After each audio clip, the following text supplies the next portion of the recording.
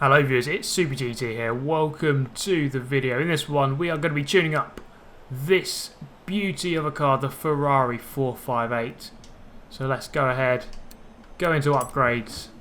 Now the first thing you can see there, yes, body kit presets. We're going to whack one on. Liberty Walk body kit, here we come. Look at that.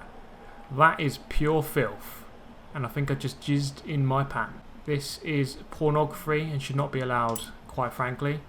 So we're going to whack that on, and you can see there, whacking the class straight up to S2, adding fair amount of PI onto the car. So let's add a little bit to this car. Now normally I like to go into the wing section, but we are going to keep the Liberty Walk kit entirely. So we're not going to bother putting on this other wing here.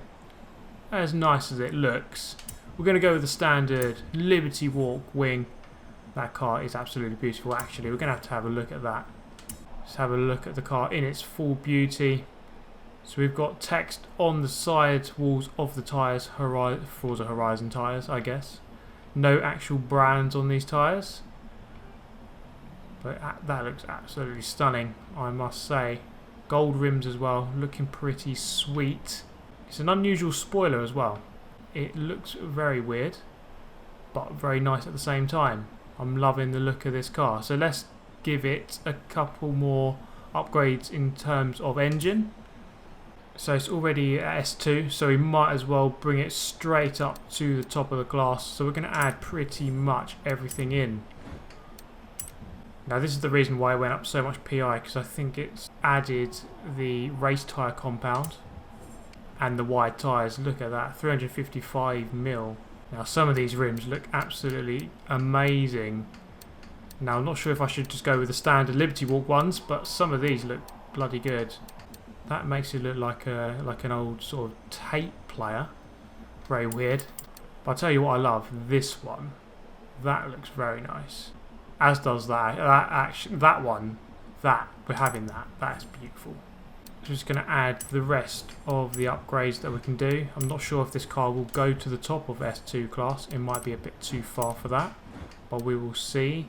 So the weight reduction, taking off 265 kilograms, that's going to help a lot. So just putting in the rest of the engine parts, and it's not quite going to get to the top of S2 class, but 944 rated. It'll still be a quick car, bloody quick car. And it looks absolutely epic. So I guess if we really want to take this car to the next level, we have to do some sort of conversion. So we're going to give it a go. We're going to put in all-wheel drive on this. This is going to be crazy. And we're going to change it to a turbo. We're going to go to the twin turbo. So that unlocks a couple more engine upgrades. So we can whack these on as well. 53 horsepower on that intercooler.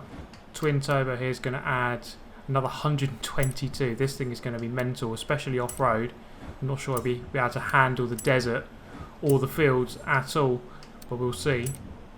So that is going to be it. We have pretty much got everything we can do. 970 rated, so not top of the class, but I'd imagine this thing is going to be hauling ass down those straights and not too bad around the corners. It's off-road where I'm going to be questioning whether I want to live or not. But let's go ahead and add all of these upgrades. 37,000 credits. So we're going to whack it up to 914 horsepower. 1.2 lateral Gs, which is crazy for a car that is pretty much just a road car. Now this is one of those cars that kind of looks nice in all colours. But is it a crime to not go with red? It's a Ferrari. You kind of have to go with red. So we're going to keep it red. I will whack on some darker windows though. Okay, so we are in Surface Paradise. We're going to give this thing a speed run down to this undiscovered PR stunt at the south end of the city. So let's give this thing a go. Straight up to 100 miles an hour. In the blink of an eye. This thing is absolutely rapid. But then again it should be in S2 class. Raceboy going 245 through that speed trap there. Rather ridiculous. And I'm just going to smash into some guys in a 4GT. I did hit 217, I saw there. Oh, speed zone. Okay, so we are going to try and keep our speed up through here. Plenty of traffic to make it difficult. 130 miles per hour. Let's try that again the other way. So a bit of a tricky entry over the gravel. And we're in. Okay, didn't want to register from that way. We'll try again. Okay, building up the speed. We are going to approach it at a lot faster rate of knots this time around. What the? Something slowed me right down there. Right, okay, don't hit the lamppost. That really screws you up. Okay, right, one last attempt, hopefully without being an absolute idiot this time. So many cars in the way. I'm going to try and get through. And completely mess it up. Although that is quicker than what I managed. Let's take a look at this car in drone mode. Well, it's all smashed up, but it still looks gorgeous. Now here's a question for you, all in the chat. Would you take a 458 or would you take the McLaren MP412C? If you could have one for free, what one would you take? It's a hard one to answer. They're fairly even. In fact, I think the McLaren does win slightly on stats, which is what it was intended to do, but you can't beat the passion of a Ferrari, really, can you? Okay, that's enough of that. Let's race this thing. We're going to give this race a go. The 3-bridge circuit race, 2 laps. And here it is. Here's the stats. Look at that. 10 for acceleration, launch and braking. Let down slightly on speed and handling. But I'd imagine if you can drive this thing quickly, it would be just as good as anything in the class. Let's see what we're up against in this class. So quite conveniently, the other cars have tuned themselves to around about the same PI as me. Lexus LFA, I'd imagine that would be fairly strong. And the Audi R8. The Audi R8 is always strong. Pretty much every game it's in. Here we go. That launch is absolutely incredible. No wonder it's rated 10. Straight into 3rd place. This thing handles... Yeah, I can see why the hand... Oh, God. That didn't go well. I've lost my mirror. Both mirrors. I wasn't really looking in them anyway, so... Just looks a bit weird now. But the handling wasn't completely perfect, it must be said. Doesn't seem to want to turn in quite as quickly as I'd like.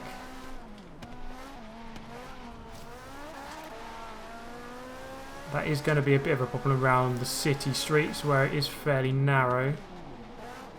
But I guess I'll just have to drive a lot better, won't I? Pushing the Celine out of the way.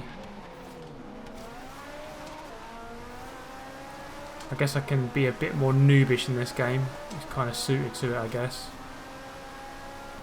I'm wondering whether we'll see a lot of cleaner driving in Forza 6 now that this game has come out. I'm guessing that a lot of the bad drivers in Forza 6 might migrate to this one. So hopefully the hoppers clean up a little bit in Forza 6. But obviously we can't promise anything.